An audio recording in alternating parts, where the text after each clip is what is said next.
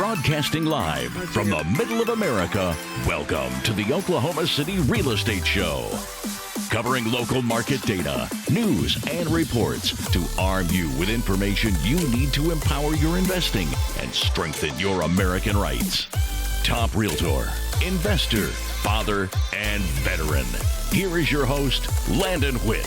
For more information and to listen or watch online, visit okcrealestateshow.com. Welcome to episode 95 of the Oklahoma City Real Estate Show. On today's show, I have a special treat for you. Going back to some of you longtime listeners, back to 2018 summertime, we rolled out the Oklahoma City Real Estate Show's first guest, Kevin Boroumand. What's good, man? Hey, man. Man, it was the second episode. That's It was crazy. the second episode of the now hit show. We are the #1 fastest growing real estate show and the longest running show at this point in the entire state of Oklahoma. What a privilege. We talked about... That's amazing.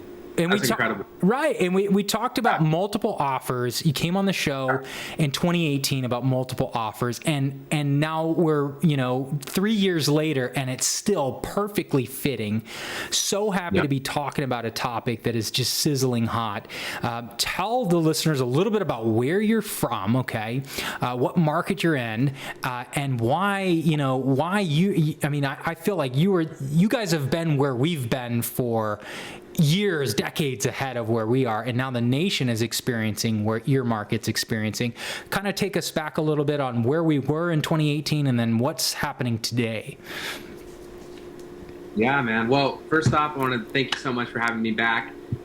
It's been crazy. About, what was this? 5 years ago, I started in real estate, and then basically I entered into a world of real estate where it was just so competitive, and you can't just put an offer on a house and just get it. You're competing with more buyers, and now that we look back, moving forward now, we have a multiple offer situation in the Seattle market. I didn't even answer your question. I'm in the Seattle market. That's where I'm There from. we go. So I'm in the Seattle market where it's been competitive since 2017 now, at least 2016.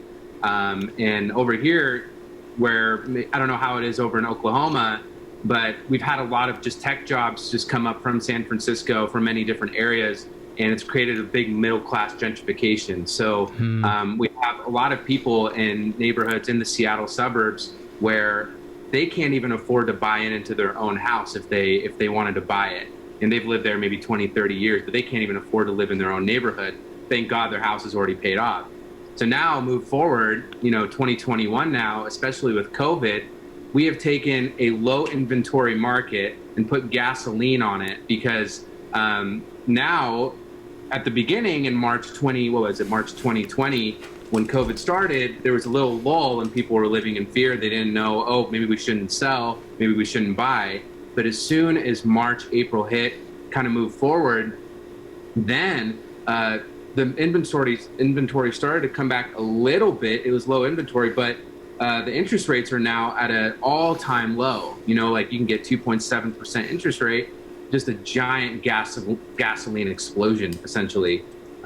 So now we're dealing with just impossible situations for buyers. People that, they can get approved, they have a pretty good budget, cash buyers are starting to come back. And now as an agent, you have to be so damn prepared. And prepare your clients in order to enter a market like this, or you're going to get stomped on. And I don't know if it's like that over where you are. Well, according to the National Association of Realtors, the nation is experiencing this what they call inventory, crisis of the builders can't build fast enough, and the interest rates being so low, people are trying to get these homes, and it's not getting too crazy on pricing. We're seeing, in some areas they're jumping 12% and 13%, but it's not doubling in price or anything like that. It's just simply we've known this issue for a while, that there's not enough construction. We've known that this precipice was going to hit, and now it's hit, and there's no answer in sight. in the foreseeable future. They can't build fast enough to fix this issue in any place. And in your town in particular, there's not land, right? You have this density issue that you're up against. So yeah. Talk to me a little bit about, in 2018, you had written a PDF book, an e-booklet that basically prepared your buyers for how to win multiple offers, how to excel in a competitive market. And you had some strategies in which your buyers were winning, putting in a lower offer compared to other buyers. Talk a little bit about that, and then how you've, changed it over the last 3 years. Well, I'll answer by saying I haven't really changed much, because those principles are still winning. It's just harder. It's even harder now. So the big thing, that your listeners should know is, number one, the highest price isn't always the winner. And even today, that's not necessarily the case, because there's a couple aspects to making the most perfect offer. One is the price, obviously. So I said it's not the price, but price is number one, essentially, in most situations. And two, it's contingencies or lack thereof. And a contingency, just for your buyers so they know, is protecting you as a buyer where you could be able to back out in a situation. It could be an inspection contingency. If you do an inspection on a house and you don't like it, you could back out. Or a financing contingency where your loan doesn't go through for some reason, you can back out. So in our markets right now, and even back in 2018, we've had to waive those contingencies in order to make our offers really strong, in order to beat other offers. But the problem is everyone's doing that.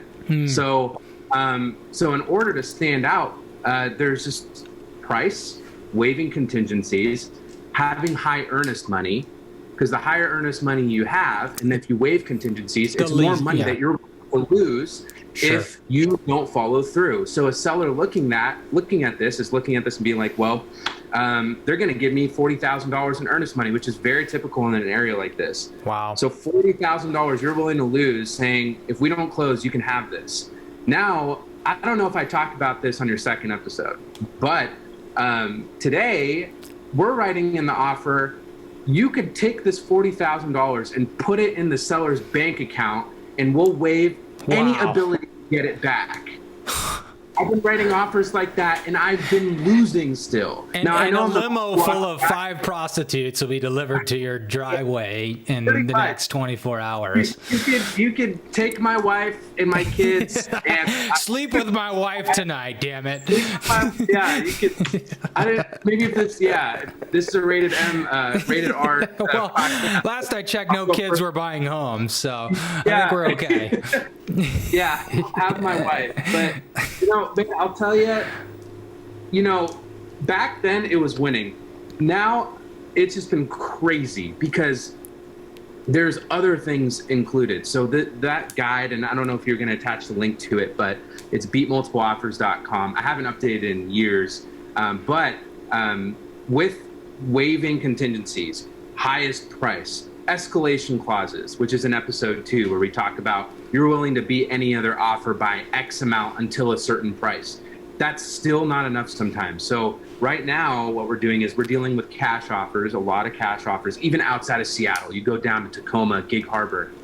And what happens is there's something in our area called a Form 22 AD.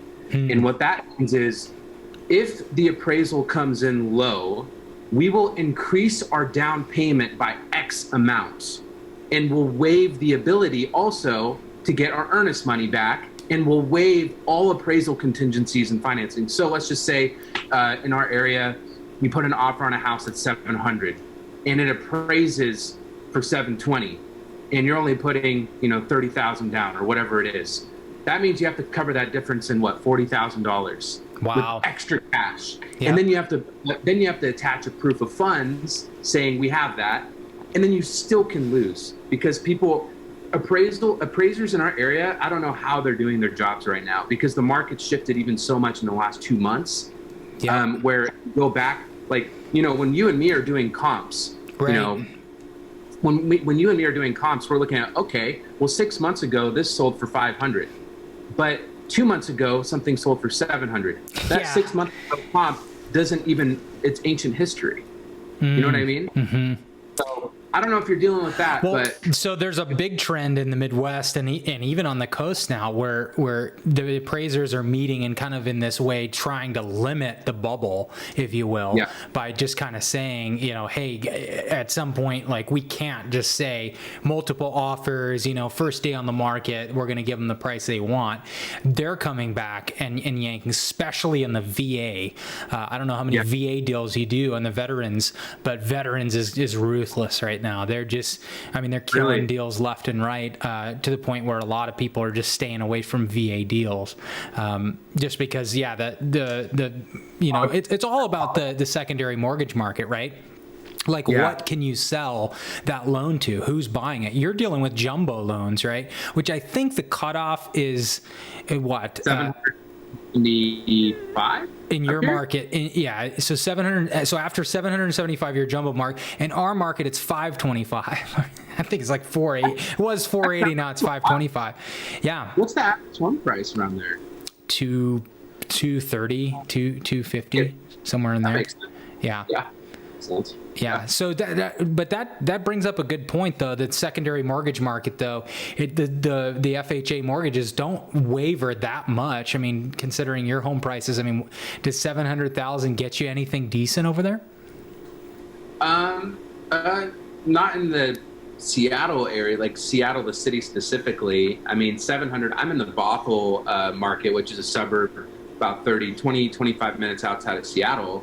And 700 will get you a decent house. Sure. Not the best, but that's a very, very competitive price point. I just went just recently with some clients the other day. There's a city called Gig Harbor, which is a little southwest of Tacoma, or west of Tacoma, which Tacoma is about 45 minutes, an hour south of Seattle. And you would think, okay, well, that's far from Seattle. That's pretty, it won't be too competitive. Bullshit. Bullshit and a half. Because you only have to show up at work, once a month now. That's the whole thing. Like the companies are saying work remote, and then the ones that do have to show up, they don't have to show up daily a lot of times. So that 2-hour commute or that hour commute now is much more feasible. All right, so we've talked about waiving all contingencies, right? Waiving inspection, waiving appraisal contingency, coming in with 100% cash, and still losing. What about emotional letters? Realtors have been doing that for forever. Does that work anymore? What's the benefit there? Are you preparing a package with an emotional letter? Landon, I look at an offer like a whole giant present.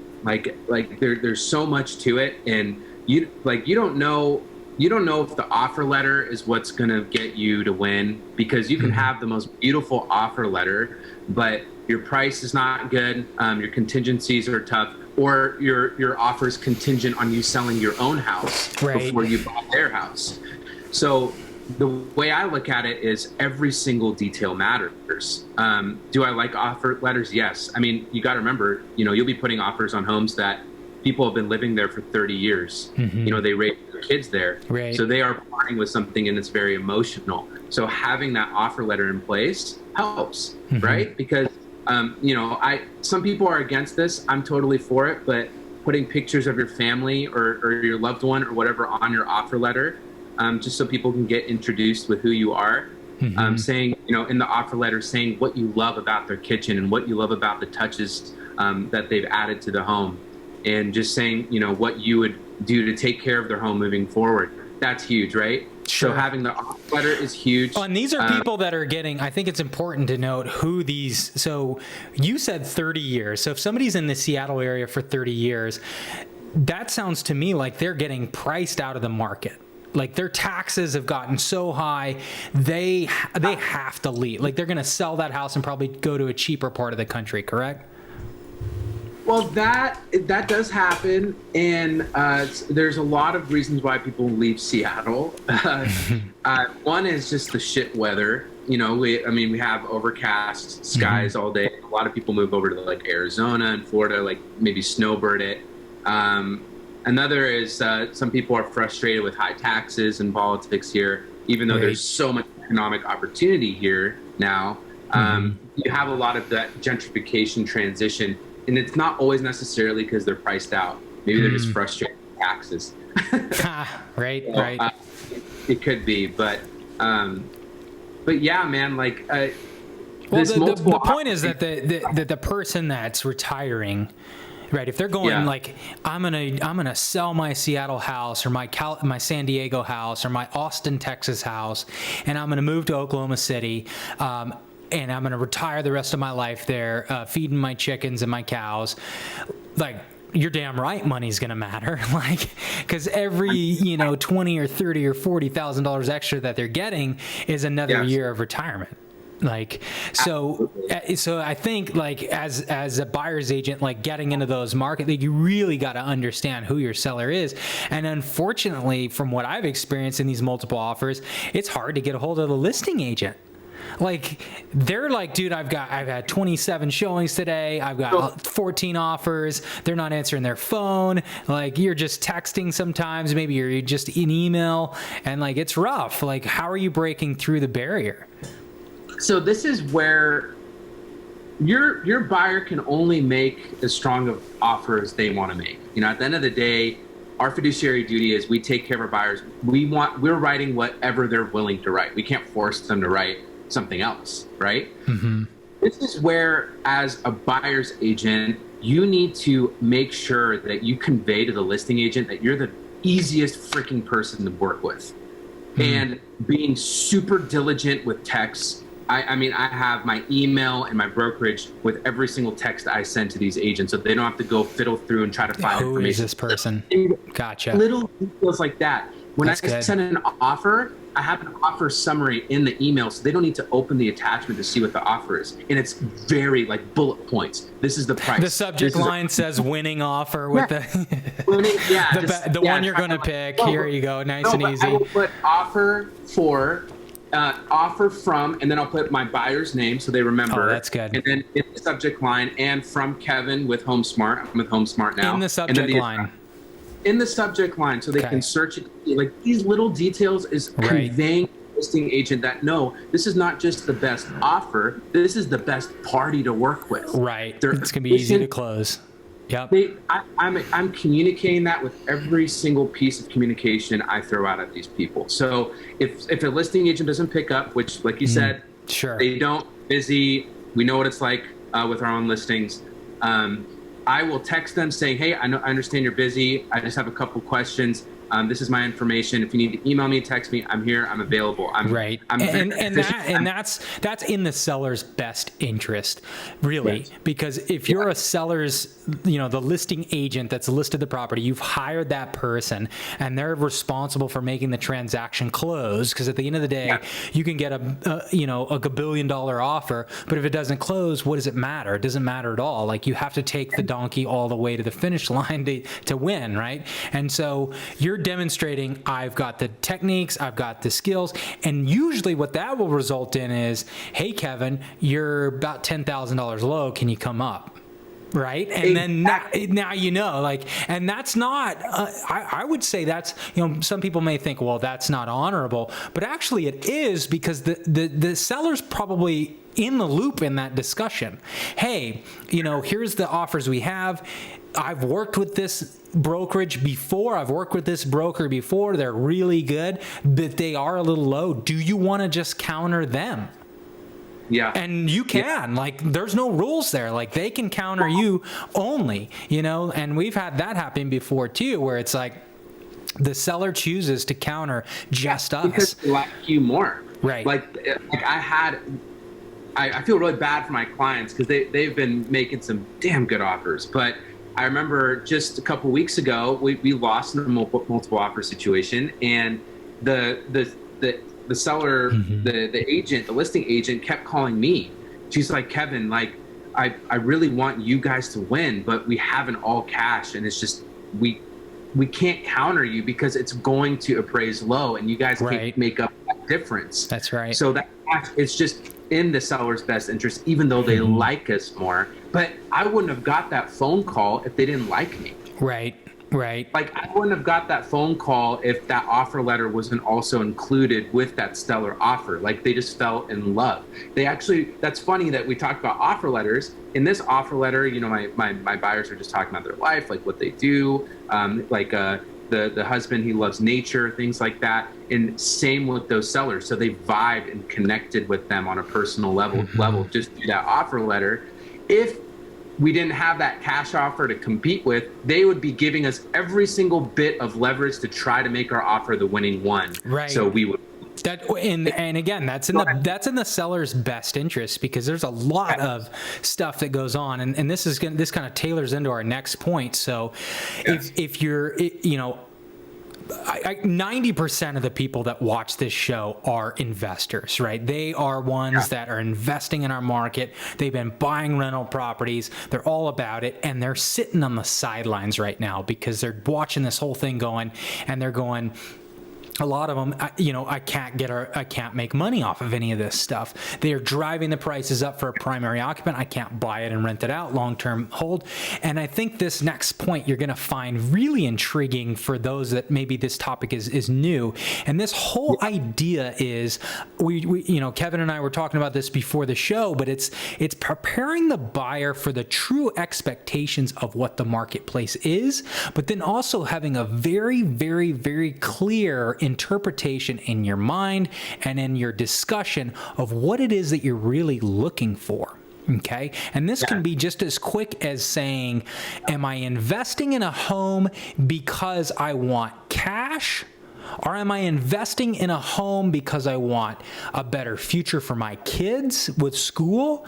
What is the reason why I'm buying this home? Because if it's just about money, well, we all know you could have probably put it in Tesla or GameStop or, you know, Bitcoin and like made gobbles of money this last year. You know, and yes, that's risky and all that stuff. But if it's just money, right? Like, and I had a discussion, we have a show called the American Real Estate Show in VR. For those that are Oculus, we're on Alt Spaces on Thursday night in the evening.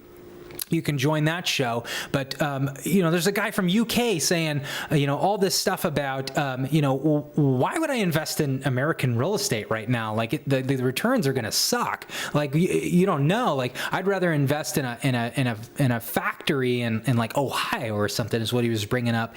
And he made some good points that if you're just concerned about money and position and you don't know really what you're looking for, then you probably should be in the stock market right now. You probably should be in these other deals. So first things first, you got to ask yourself, what is the reason why I'm in this market to begin with? Like, what am I trying to accomplish?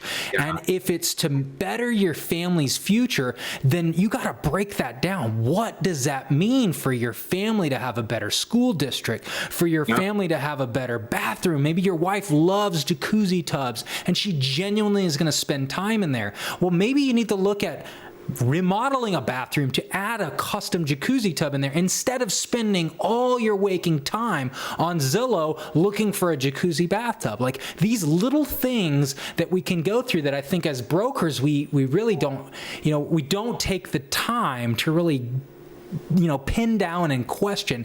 And so, Kevin, run me through some of these things that maybe I'm not even thinking about that kind of prepare that mind to kind of pull that out of the market.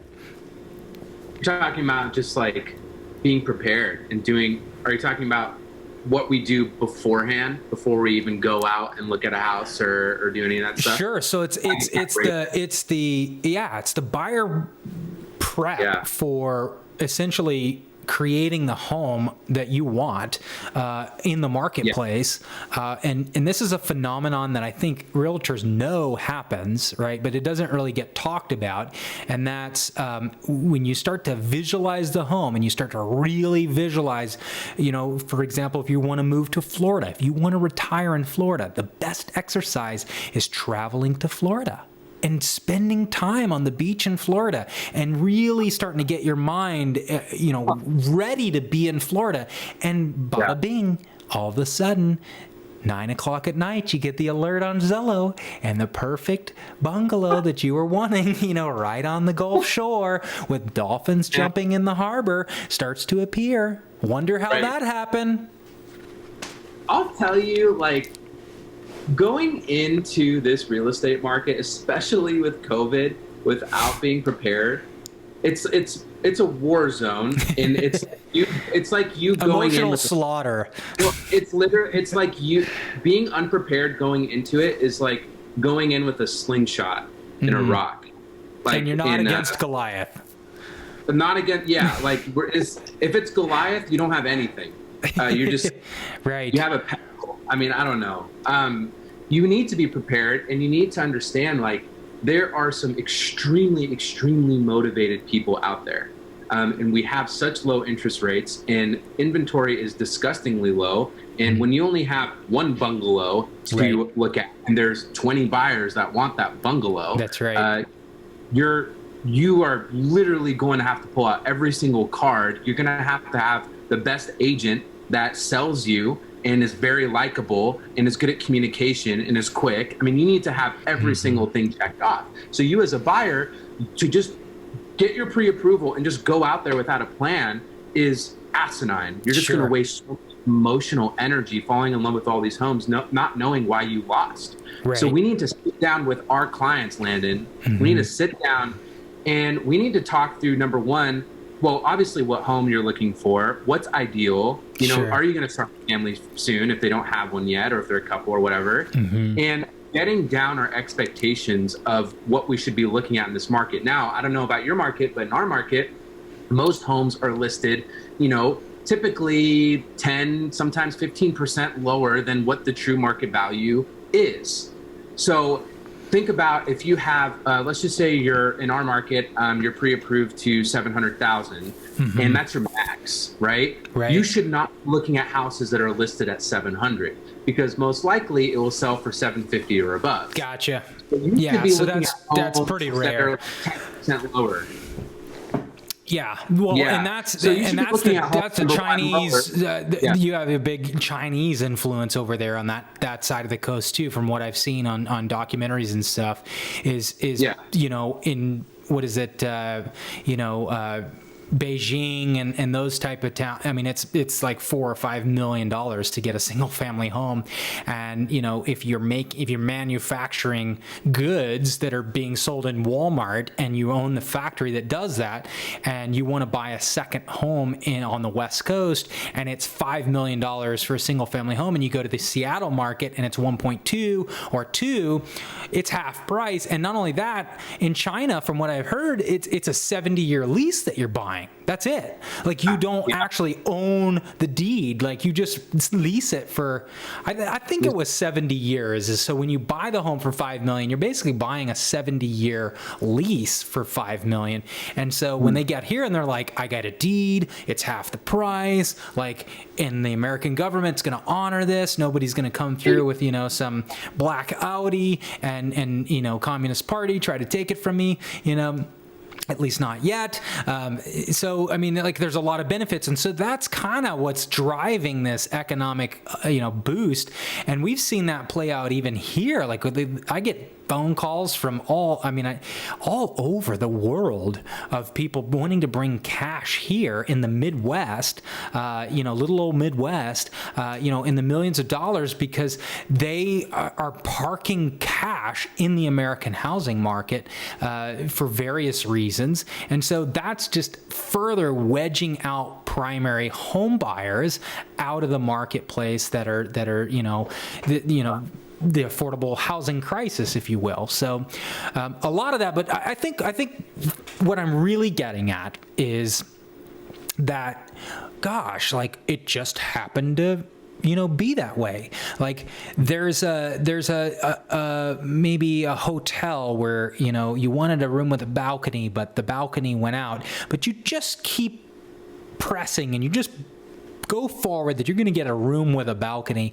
And by the time you get to the receptionist desk, the hotel clerk, she says, you know what?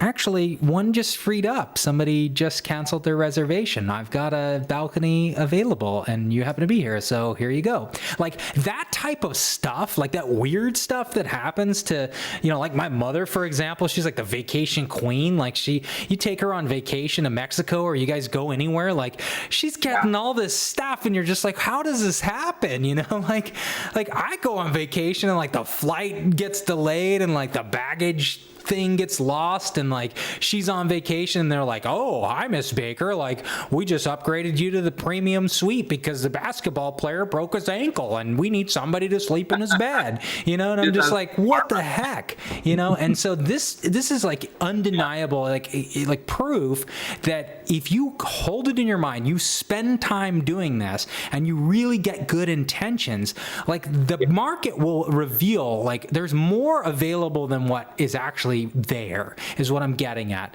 And so I think this first prep, and that's really what OKC Real, like we're like pressing hard on this now. And I encourage you, Kevin, to do more of this, because when you get them talking about what they want and visualizing what they want, and that's also really tough when you're a seller and you're like, I don't want to put my house on the market because I still haven't found anything that's for sale that I want. So why would I get under contract and then be homeless? And the reality is when you sit down and you really you talk through it of what we're looking for, you put your home on the market and then that home comes onto the market shortly after. And that's happened like time and time and time again.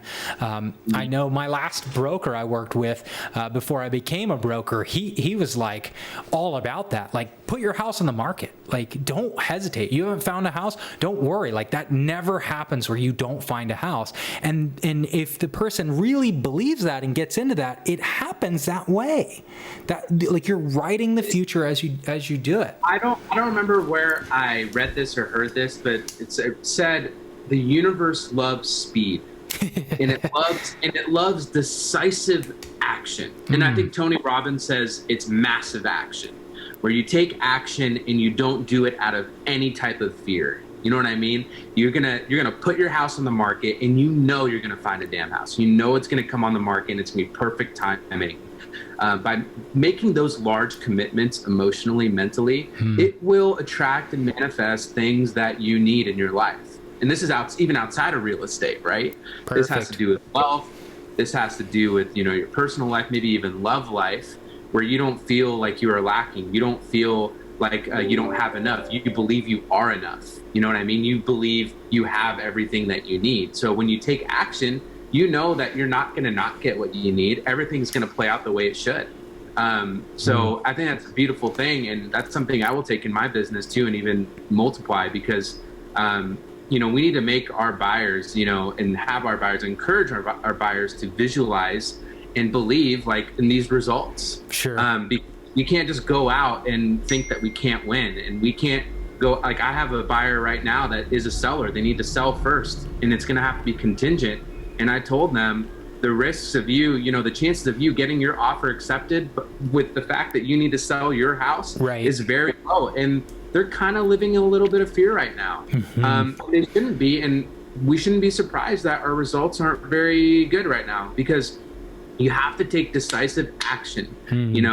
As a first-time buyer, it's really scary out here, but you gotta take some decisive action. You got to visualize and believe, like, this is what I have. I've worked so hard. I've worked this job for years. We've saved up so much money. We have some in the 401k. Let's take this leap. Real estate isn't a short-term business. We don't buy it and then sell it in a year, unless you're flipping something. But if you're going to live in a house for a long time, it's going to increase in value over the years. Sure. Don't be afraid. So we as agents, that's our duty, is to guide these folks through this and to make them feel confident and secure in this. Because when we're like that, we manifest it for them as well. You know what I mean? Good things happen. Sure. We've got just a couple minutes left here. Sure.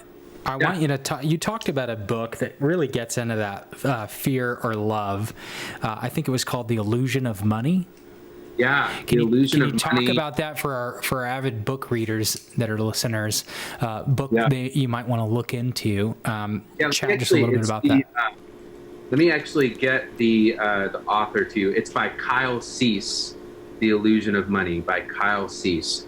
But it basically talks about how, in life, and especially in American culture, we're constantly pursuing and seeking success, validation, results, all these things. And the fact is, if we actually just believe that we are the result, we don't need to strive anymore and try to get all these external things to make us feel that way. If we believe we have everything we need and we don't open our bank account and be like, well, this defines me. If that no longer defines me anymore, and I define myself and I believe I'm the result, I'm going to manifest and attract all the things that I need in my life. And that's not just money, that's also love, that's also happiness, that's also the house of your dreams, right? So I'm just, after that book, it was a pretty big life changer for me, because I always thought, well, I look at my bank account and I'm like, well, I remember, 5 years ago, I quit with $500 to my name. For years, I felt pretty broke. And I literally was broke, but I felt really broke. And it's very ironic that during that time, I was so fixated on money, but I wasn't fixated on purpose and helping people, because I was living in fear that I just didn't have money. So everything I was doing was fueled by that fear, and people could sense that, and it pushed money away. It pushed it away because I was living in fear. But if we live in love, that means we don't worry if we're going to have money or not, because we know we'll be fine. We just instead focus on our purpose. We instead focus on, we're focusing on making sure that buyers have the best experience and sellers have the best experience. And we're telling them the truth, and we're giving them the right guide to everything, whether that turns into a commission check or not. And if we do that with our love life as well, you meet a girl and you're like, if it doesn't work out, it's fine, because you're not living in fear. You're not living in fear that this person doesn't want me and I'm losing something. You want to do what's best for that person. And that's in that space, we can love genuinely. In that space with money, we can attract money genuinely, and we don't need to force it. So the illusion of money is, in a sense, that money defines us and we're chasing results, and it's all a lie, because what we're really wanting is happiness. What we're really wanting is freedom, and we're pushing it away by fearing that we're going to lose it. Right. So it's a great book. And as a buyer in this market, as a seller in this market specifically, those principles would really help us, both agents and clients alike, just get better results. And not live in this fear that this world gives us, in this mask world that we're living in, wearing masks and in fear. And while that stuff is very real, good stuff is also very real. You know what I mean? And I'm glad you brought up the mask thing. So, first and foremost, I think the point is that you can't have fear and love occupying the same space. It's a conscious choice of, am I going to operate out of fear today, or am I going to operate out of love today? And I recently really got on board with wearing masks, only because I wear a mask out of love and saying that maybe there is a diabetic, or maybe there is someone that has a acute something about them, that makes them higher risk, and out of love, that's why I'm doing that, until, and that's why I'm going forward with it. It's not a fear. We're not fearful. It's out of love and compassion for someone else that may have a condition to make them extremely sensitive to it. And so that's the way we're operating forward, is doing this out of love. And so I think you bring up just such a great point, that only one of these can occupy your space at a time. So you really got to choose. Are you going out in love? Are you going out in fear? Are you being fearful that you're not going to get the investment portfolio? Are you going out in love, knowing that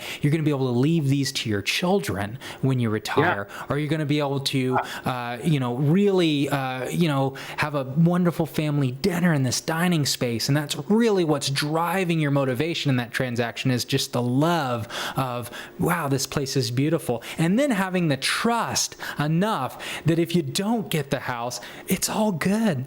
Maybe it wasn't the house for you. No big deal. Do it again. And that's really operating out of love. So, Kevin, That's all of our time for today. Thank you so much for coming on the show. Share your link one more time. We'll put that down below for the podcast listeners, and on the YouTube, you can see the link below to his multiple offer resource. Sure. Yep. Excellent. Well, Kevin, any parting words before we end today? Man, that's it. It's been good. I can't believe it's been 2-3 years now. And, I think the same principles have basically stuck in, and we just keep going for it. Thank you so much for having me on, man. Cool. And that's beatmultipleoffers.com. Is that? Yes, it's kind of outdated right now, so we'll get it going. I also have another website, BoroumandRE.com, and I'm sure you'll have that link. There you go. Link. Well, and yeah. I'm working on that. Sure, yeah. Shoot me an email with that stuff. We'll get it on there for sure. Thanks for listening to the show. As always, if you're looking in the Oklahoma City area, hit up the OKCRealEstateShow.com. You can see local information on there. We post some of the blogs, some of the local construction sites that are going on. We repost a lot from OKCTalk.com as well, another local journalist website talking about new construction. If you understand where the new construction projects are going, you can better forecast where the market is, and that's the purpose of this show. OKCRealEstateShow.com. At the top of that page, there's a subscribe where you put your email address in there. That's where I email out the bursts of new information and shows like this to remind you to listen to this show. So if you're in tune with the market going on in the Midwest, you're in tune with this show. Thanks for listening, and we look forward to seeing you again. For more information and to listen or watch online, visit OKCRealEstateShow.com.